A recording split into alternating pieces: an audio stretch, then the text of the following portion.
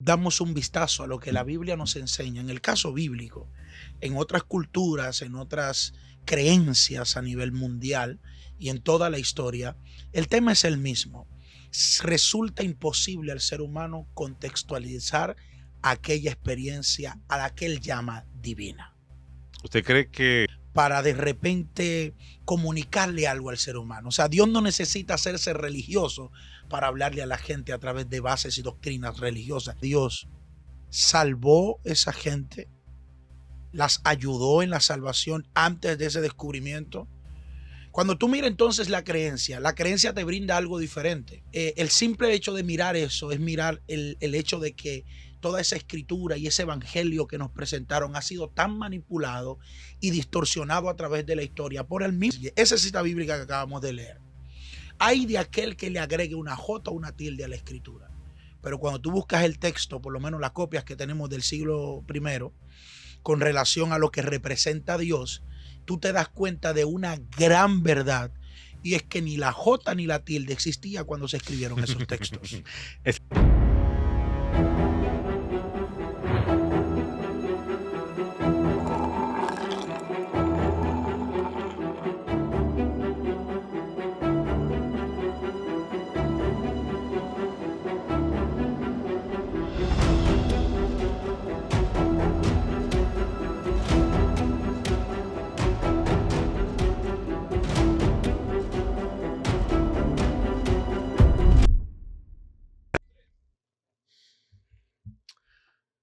dicen que un texto fuera de contexto es un pretexto, pero lamentablemente hoy en día tenemos más pretextos bíblicos que textos en contextos, porque cuando tú lees la Biblia y tú lees un texto, tú lo lees a la luz de tu perspectiva, de tu conocimiento y le das la interpretación de acuerdo a cómo tú eres.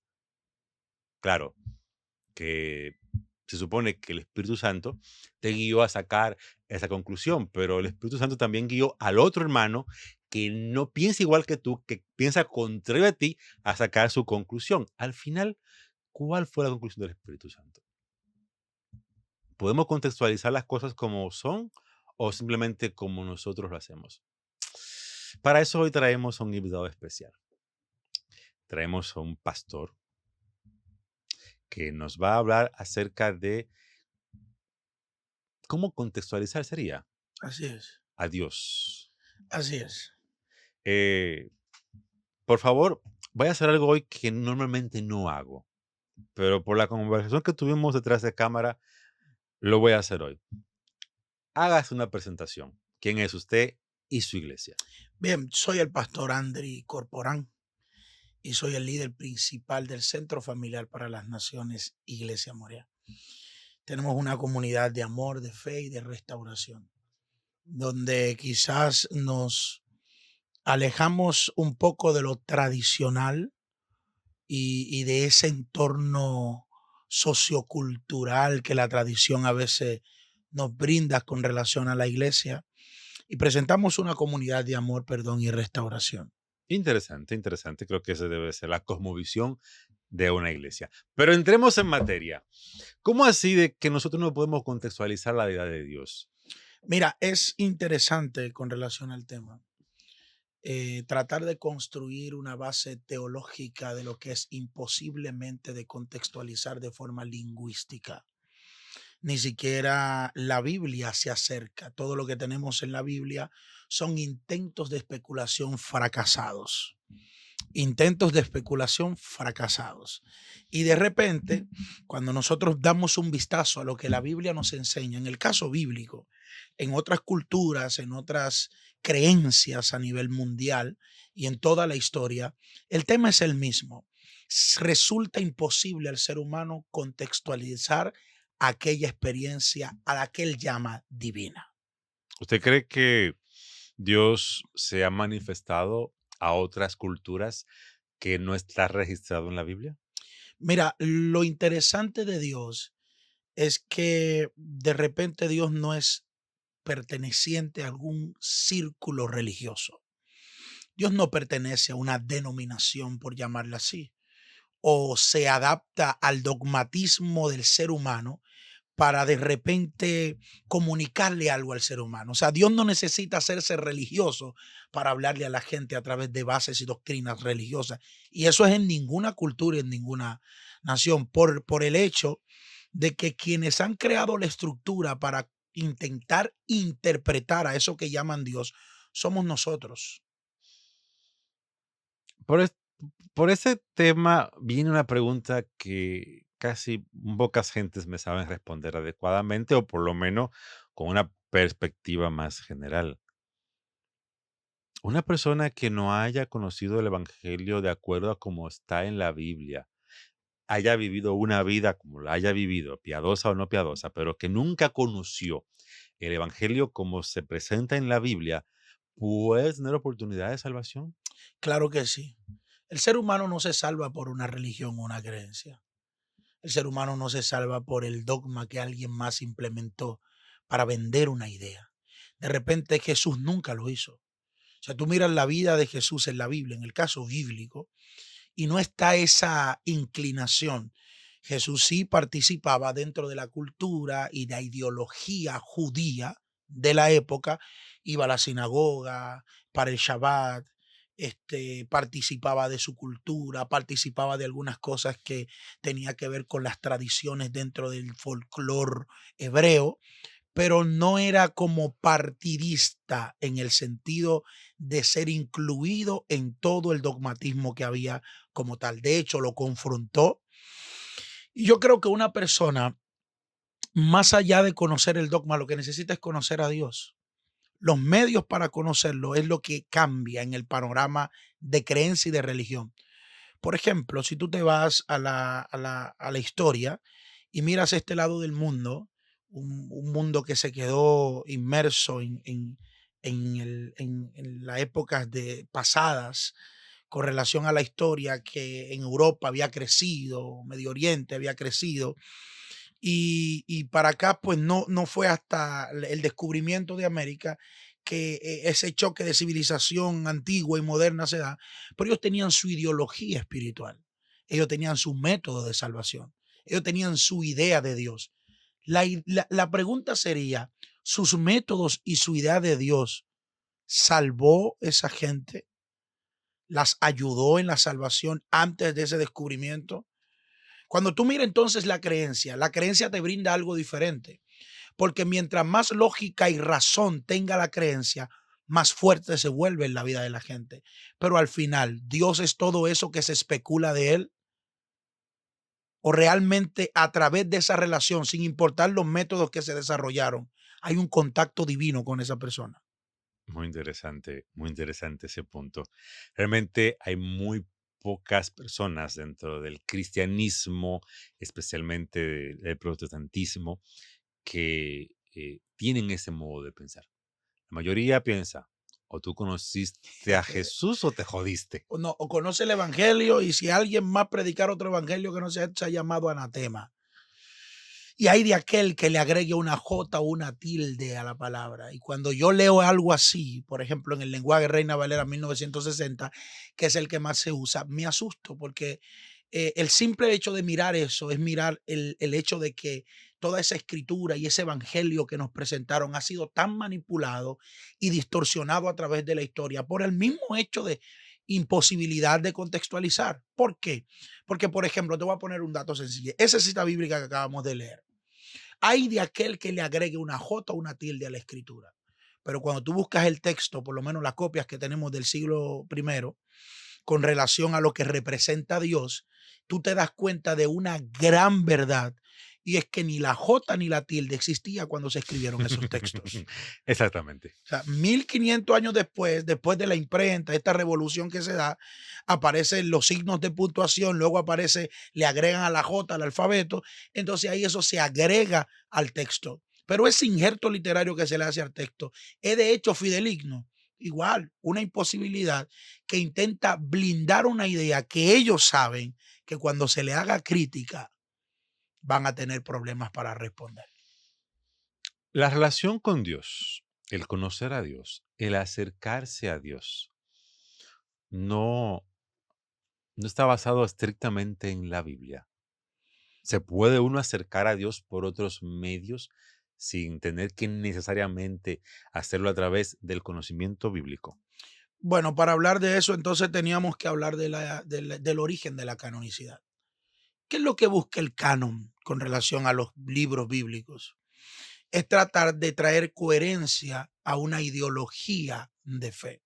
Cuando tú miras la Biblia, lo primero que tú te preguntas, por ejemplo, cuando yo leía y no era creyente, que de hecho era ateo, y de repente miro la Biblia, lo primero que yo me pregunto es, ¿cuál Dios? ¿Cuál Dios? Porque el Dios bíblico aparenta ser algo en los primeros 5 libros que los hebreos le llaman Torá, que los teólogos le llaman Pentateuco, pero después de esa ideología tú ves cómo se da un cambio y parece que después del 300, cuando muere Alejandro Magno, se mete ese mover helenístico griego en todos los pueblos antiguos y comienzan entonces a filosofar con relación a lo que Dios representa. Entonces, cuando tú miras esa idea, ya no es un Dios tan antropomórfico como lo presentan los primeros 5 libros, que se molesta en un momento, que se aira o que manda a matar, y cuando para la matanza ya van 22,000 muertos. O sea, cuando tú miras después de ahí, ya es un Dios más filosófico. ¿Por qué? Porque el movimiento helenístico había arropado a esos pueblos y ya el pueblo de Dios había empezado a filosofar. Ahora, el peligro de la contextualización dentro de esa filosofía creó problemas teológicos abismales. ¿Me entiendes? Y esos problemas que creó fue porque la figura pareciera que el Dios de los primeros 5 libros no es el Dios del resto del Antiguo Testamento. Es posible que no lo sea. Y ahí es donde se da el gran problema. Y el problema de que tenemos 72 nombres que intentan representar quién es Él. Sí. Pero cuando tú conceptualizas un nombre, ¿qué es lo que hace el nombre contextualmente? El nombre describe la realidad, el diseño, la función, el propósito de algo. Entonces, cuando tú, por ejemplo, usas el nombre de Jehová Jireh, ¿qué estás haciendo? Limitando la infinitud de un Dios que sobrepasa toda la ignorancia del ser humano dentro del relato que se está dando, que es aparte un relato oral en el Antiguo Testamento, distorsionado por más de 800 años de repeticiones y de cosas que se dan en todo ese aspecto histórico, de tal manera que de una forma muy sutil, yo creo que fue el intento más y más moderno de lingüística cuando en el exilio en Babilonia comienzan a redactar el origen del pueblo, que ellos usan su tradición oral. Obviamente la copian de otras tradiciones. Por ejemplo, en ese caso yo estaba en una ciudad que era una metrópolis, Babilonia, toman los conceptos babilónicos y yo uso una palabra que los monoteizan. ¿Qué hace? Buscan ese contexto plural de las deidades, de los dioses, ese concepto, y monoteizan esa idea. ¿Qué buscan hacer con monoteizar esa idea? Bueno, pues transmitir una ideología.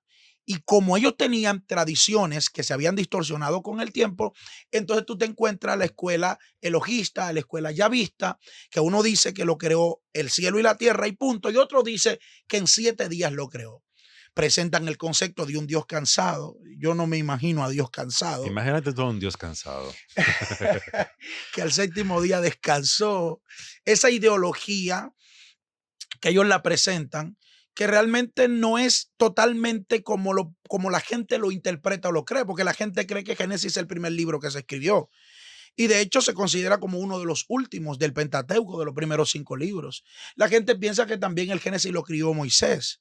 Y otra de las más erradas ideas que tenemos en tiempos modernos es que la gente cree que la Biblia es la palabra de Dios.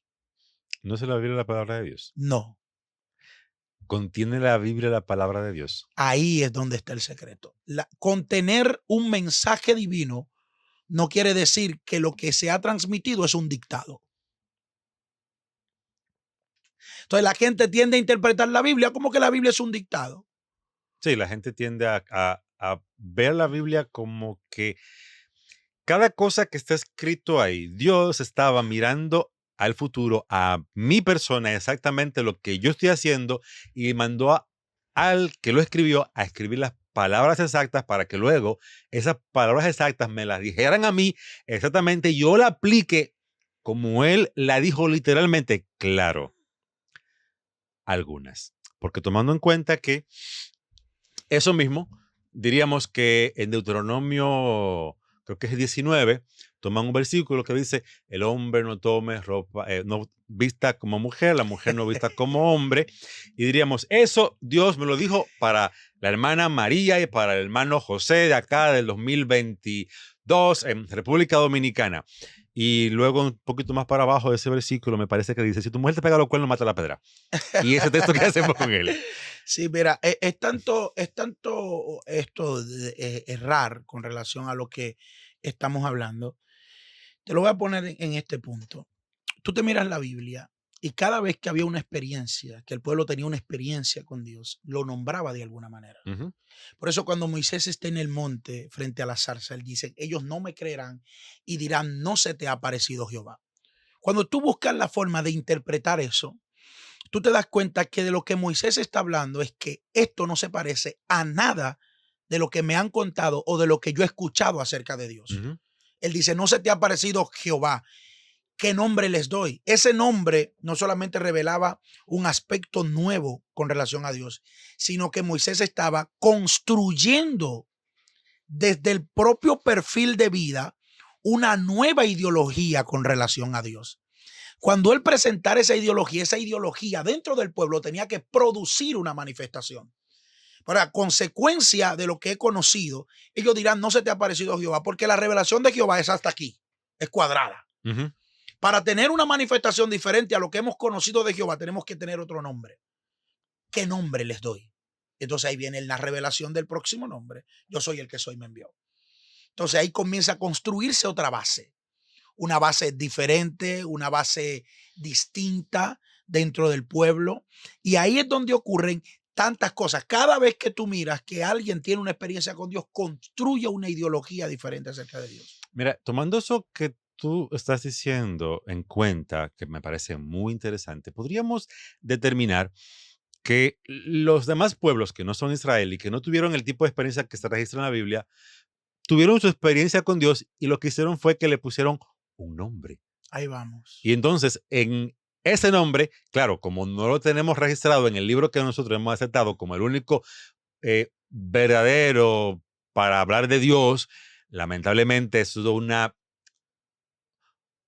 manipulación que nos han hecho. Porque yo no creo que haya sido un error nuestro, sino que alguien que tenía el poder, tenía el libro en la mano y podía usarlo para manipular, dijo, mira, después de este libro, después de esto que yo te acabo de entregar, aquí no hay más nada. Y tú tienes que obedecer eso como está escrito ahí. Eso Y tiene un como yo lo nombre. interpreto, Esa persona tiene un nombre. Esa persona que hizo eso tiene un nombre. Constantino. Constantino. Como yo lo interpreto, no como tú lo quieres, no. Como yo lo interpreto, lo que yo interpreto, yo te lo voy a explicar. Luego tú le vas a contar a los demás como yo lo interpreté. Y si no es como yo lo interpreté, tú no estás sacando del libro lo que tiene. Ahora, si alguien más te viene a hablar del mismo Dios, pero no lo saca del libro, está equivocado y se va para el infierno. Así mismo es. Y eso se ve hasta en este tiempo. Pero hay cosas que no se pueden ocultar de la Biblia. ¿Cómo cuáles? Bueno, una de ellas son las tensiones que ella representa dentro de sus propios textos y aparentes contradicciones. Tú te lees de repente 2 Samuel 24 y te encuentras una cita que dice que Dios incita a David a censar el pueblo. Luego en 1 Corintios capítulo 21 se habla de la misma historia con Ujú. relación a David al censo del pueblo, pero una peculiar idea. Satanás es quien lo invita a censar el pueblo. Entonces, la pregunta sería, ¿quién lo censó? ¿Lo censó? ¿Quién lo envió a censar? ¿Lo envió a censar Dios o lo envió a censar Satanás? Depende de qué perspectiva tú quieras la respuesta, porque si la quieres desde la perspectiva común, diríamos que fue Satanás usado por Dios. Si la quieres desde la perspectiva más lógica y más analítica, diríamos que fue Dios sino Satanás. Ahí voy. Y si yo te dijera que no fueron ninguno de los dos, Lo más realmente lógico sería eso. porque había una una forma, ahora se usa en términos modernos, es patentizar. Tú de repente vas a tirar un libro y hay una editorial que toma tu libro, la idea, la fórmula y vende. Entonces tú estás vendiendo tus derechos, haciendo un negocio con la editorial y dividen beneficios. Pero la patente, ¿quién es? Es mía. No, la patente es tuya. Ujú. Pero ¿quién es el que está autorizando y comunicando lo que tú estás vendiendo? La editorial. La editorial. Entonces, dentro de todo eso, la editorial busca realmente producir tu patente, la tuya, la que tú propusiste a ellos. En el caso de la Biblia es parecido. O sea, tú buscas que todo lo que buscan hacer en la Biblia y justificar tiene que ver con base a su imposibilidad de contextualizar a Dios. Y dijo Dios me Dios, envió a matar. exacto. Y dijo Dios que hiciera tal cosa. En el nombre de Dios se han organizado las más grandes guerras. No solo en tiempos antiguos. Estamos hablando de la Inquisición. Estamos hablando del abuso que ocurrió hace unos años en Guyana, ¿verdad? Que se murieron más de 800 personas. Que murieron base ¿a qué? A que estaba ocurriendo de que alguien le dijo que había que suicidarse porque Dios le dijo que antes de su venida tenían que suicidarse y incluyendo 300 y pico de niños se suicidaron todas esas personas. Hay algo que hoy en día el cristianismo no desconoce. Ujú. Y es que hablamos de la Inquisición. Y la Inquisición, eso fue hace 200 años. Sí, pero O la sea, gente cree que fue hace mucho. en España, hace 200 años, se mataban a las personas en el nombre de Dios. 200 años. Tú no eras católico y te mataban. Exacto, o sea, no una cuestión de que hace miles de años, hace apenas 200 años. Y hoy en día tenemos en República Dominicana y algunos países del Caribe y de Centroamérica unos grupos religiosos que si los dejan, lo hacen de nuevo, ¿eh? No, claro, no, esa idea no puede pasar por ahí, ¿no? Porque, exactamente. Esa idea no puede pasar por ahí, ¿no? Gordy, te amamos en el nombre del Señor, pero a veces yo siento que si el Estado te da el poder, tú nos matas No, y a no todos. solo eso, mira, a veces es peligroso. No lo dudo.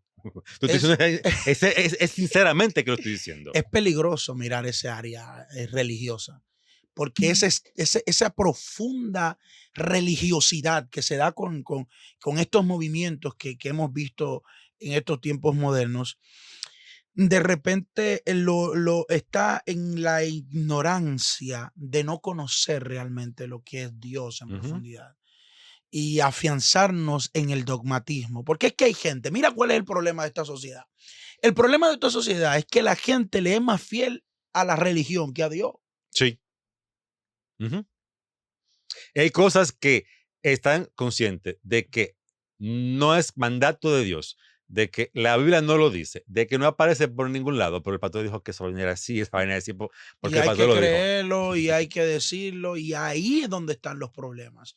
Otro fenómeno que se ha dado últimamente, los pseudos maestros. Eso es un tema peligroso porque ahora todo el que tiene una idea intenta vender su idea a través de las redes sociales. Entonces conocemos gente que nunca se ha detenido ni a hacer una base de estudios empírica. De yo, bueno, me recomendaron estos libros, los voy a leer. No, ni siquiera eso. Yo escucho a fulano de tal. Lo que pasa es que la letra mata el espíritu. Ay, Dios. Dios. Y Mientras, eso es otro problema. Mientras que mi pueblo parece por falta de conocimiento. La forma de interpretación. La forma de interpretación.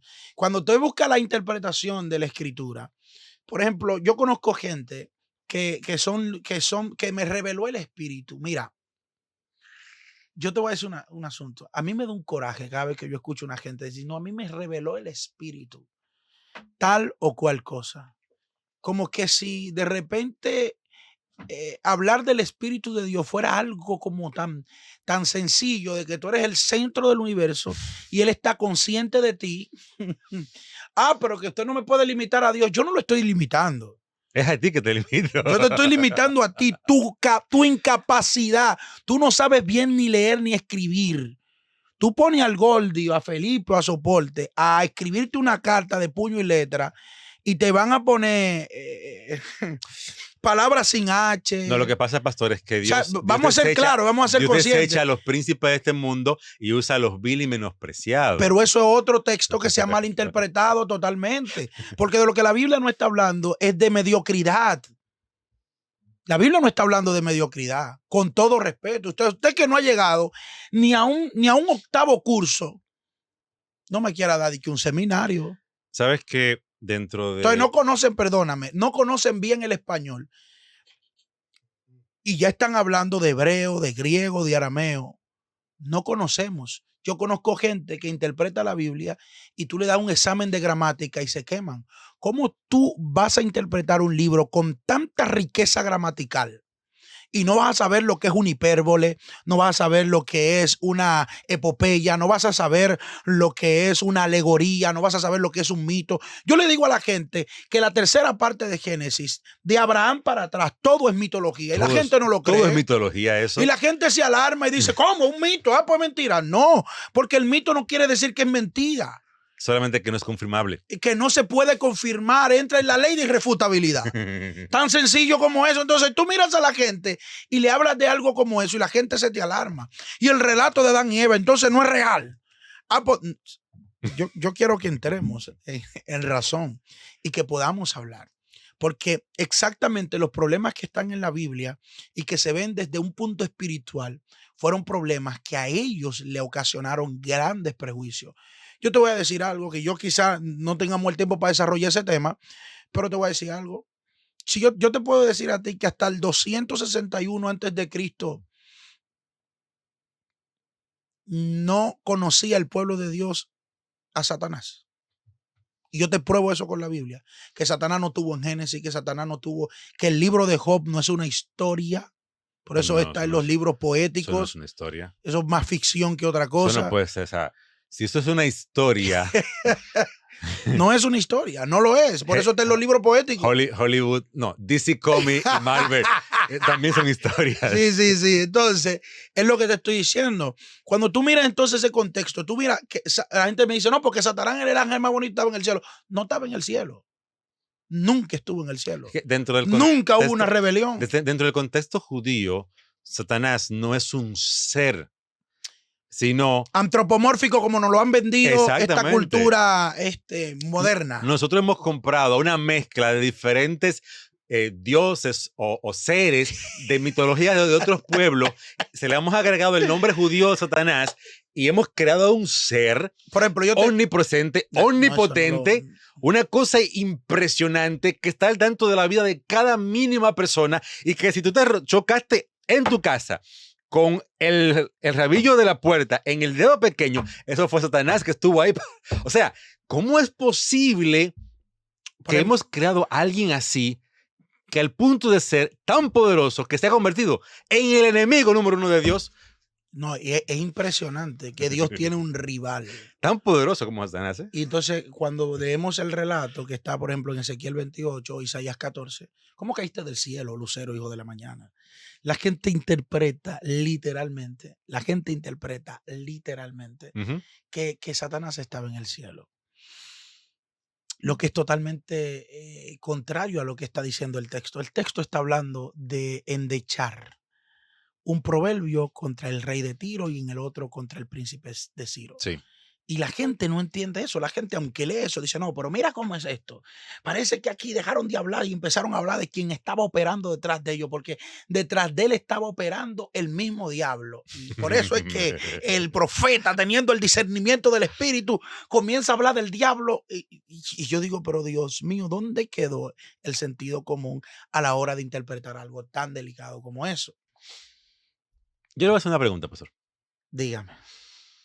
¿No ha tenido usted problema por tener ese tipo de exposición y concepto tan diferente de lo común que se tiene hoy en día dentro del cristianismo? La Biblia dice, claro, conocerás la verdad y la verdad te va a libertar. Yo gozo de un ministerio que ha crecido en la base de una ideología como esta, de hablarle a la gente las verdades que fueron plasmadas dentro de la Escritura. Yo no estoy inventando estas cosas. Yo estoy interpretando lo que la Biblia dice. Y el problema de interpretar es que a veces nosotros nos prejuiciamos por lo que escuchamos de alguien más y construimos ideologías en base a las cosas que la gente a nuestro alrededor nos enseñó por mucho tiempo. Después que aquí se dio el hecho en el 65, el hecho de la libertad de culto, y ya permitieron que no solo la Iglesia Católica sea la que ejerza un culto oficial a Dios, sino que ya todo el mundo puede hacer culto legalmente. No era que aquí no había gagá, no era que aquí no había fiestas de palo, eso siempre ha estado en el folclore, pero legalmente en la Constitución, la libertad de culto. Cuando eso llega, empiezan a darte estos movimientos y cogen auge. A nosotros nos dieron un evangelio que vino de esos evangelizadores que vinieron de Puerto Rico, Estados Unidos, y llenaron eso aquí. De hecho, todas esas mañas, esa gritería, eso es boricua, lo que nosotros Ujú, tenemos, ujú. que lo hemos Dominicanizado. dominicanizado a un nivel Es de que nosotros lo dominicanizamos todo. escucha, ya, así que llevemos esos niveles, ya eso son cosas diferentes, ¿tú estás entendiendo? Pero cuando tú miras la realidad dentro de todo esto, te das cuenta que lo que está ocurriendo es exactamente el centro de lo que hemos venido hablando hasta el día de hoy. Entonces la gente tiende a tildar cuando escucha una propuesta como esta. Ah, usted está interpretando a su manera la escritura. No, yo estoy interpretando lo que dice la escritura. Porque una cosa es yo interpretar. Yo tengo, por ejemplo, una escuela que se llama Pardes. Y en la escuela, cuando alguien se me acerca y me dice, ¿usted enseña teología? Yo le digo, no. Lo primero que te enseño es gramática.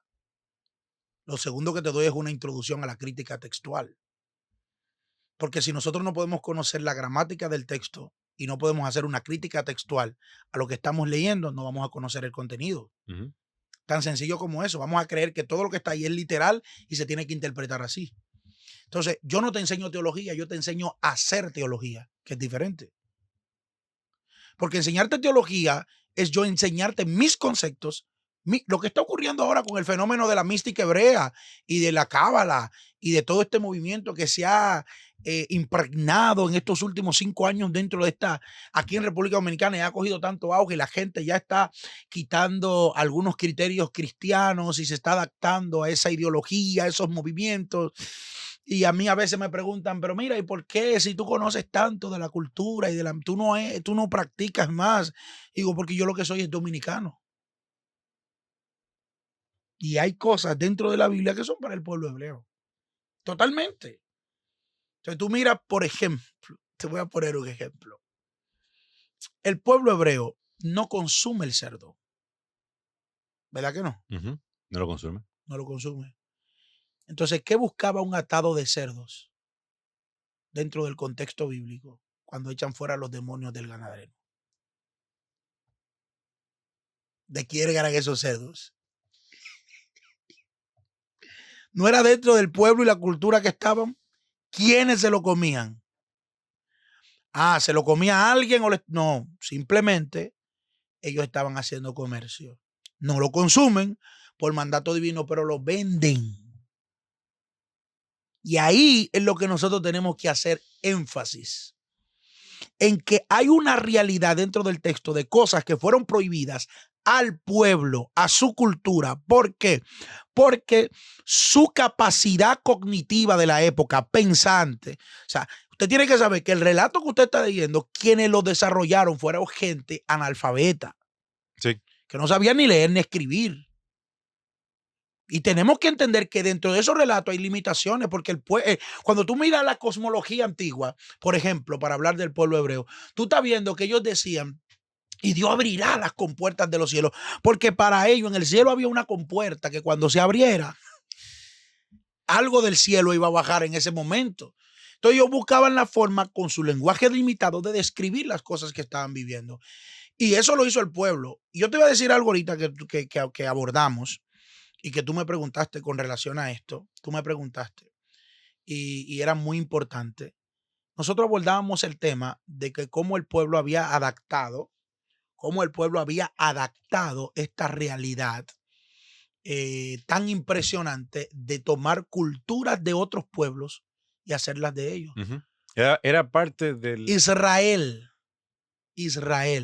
sin Israel, si no tuviera los pueblos antiguos, y hay un texto bíblico que lo muestra, estas son pues las naciones que ha dejado Jehová para probar a Israel.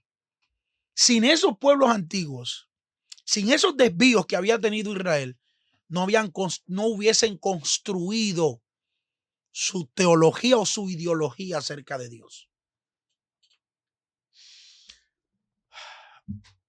Hoy en día hay tantas personas que toman un texto de la Biblia y se lo mandan atrás al hermanito para echarle en cara su pecado, su mal o maldición, juicio.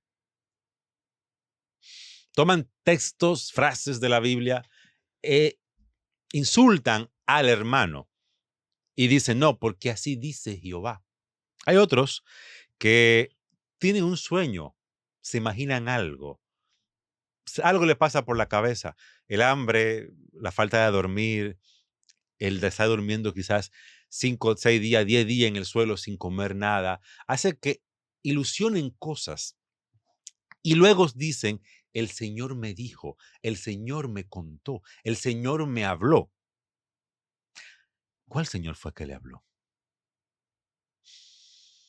Hoy en día tenemos tantas personas que hablan en nombre de Dios que yo no sé realmente a cuál de ellos es que Dios se le habla. Lo que sí sé es que en algún momento Dios habló. Habló a través de su palabra y su palabra está registrada en la Biblia. Pero lo más importante es esto. Mi pueblo pereció por falta de conocimiento. Hay que estudiar, señores, hay que prepararse. Y agradecemos al pastor que hoy nos ha venido a hablar unas pinceladitas, unas cositas acerca de eso. Y nos ha mostrado que a veces es más necesario prepararse que decir, Dios me dijo. ¿Saben por qué? Porque no es verdad que Dios le habla hablando a tantas personas. Concluyo esto que estoy diciendo con esta frase muy mala, muy fea, pero muy real. La iglesia pentecostal hoy en día se ha convertido en una recepción de personas con problemas mentales que hablan en nombre de Dios cuando solamente es su imaginación y su problema. Sé que me van a dar duro por esto, pero es que hay demasiada gente por ahí haciendo eso, arruinando la vida de otros. Pastor, gracias por haber estado con nosotros. Contento de verdad de estar aquí en este espacio, gracias a ti. Para mí fue una gran bendición. Espero que en otro momento podamos seguir compartiendo. Realmente ha sido muy interesante, una cosmovisión muy particular y que no es compartida por muchos, pero me imagino que la gran mayoría de las personas que asisten a su iglesia, por lo menos leen. Sí, leen y creemos totalmente en el poder de Dios y la manifestación. Yo lo que creo es que la fe no es ignorancia. No. Señores, recuerden que si quieren un contenido un poquito más picante, más activo, más chévere, tenemos a Dejen el Relajo. Síganos en Dejen el Relajo y por ahí tiene un contenido un poquito más picante. Recuerden que también, si quiere publicitarse con nosotros, puede escribirnos el número que está en pantalla y que pueden opinar sobre todo esto que acabamos de hablar. Yo sé que para muchos es herejía, nos gustaría saber si es verdad o no. ¿Qué usted piensa de esto? Nada. Gracias por haber estado con nosotros. Buenas noches. Bendiciones.